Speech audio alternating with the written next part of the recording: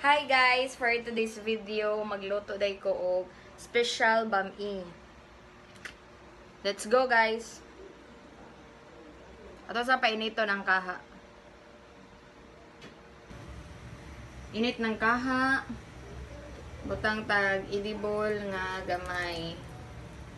Gamay lang.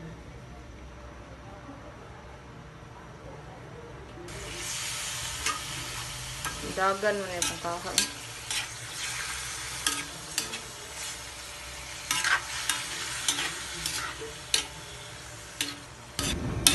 So, giusa na lang ako og isa tanan bilbaw, tempura, wala na lang ako tagsa-tagsa og hulog diha sa kalaha kay kapoy video na magpayugat ka. Sunod, gibutang na nako ang carrots. Then, gibutangan na po nako og Baguio beans. Gilunod na po nako ang cabbage, then gimikos-mikos og ginagmay, dayon ako na ni siyang palutoon. Para next, kay ako na po ni siyang haunon kay ang sutanghon na po akong iuna o luto. Okay, ato sampat yun ang kayo.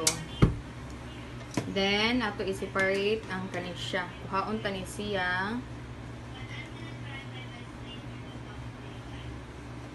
Kay atong i-mix atong tanghon.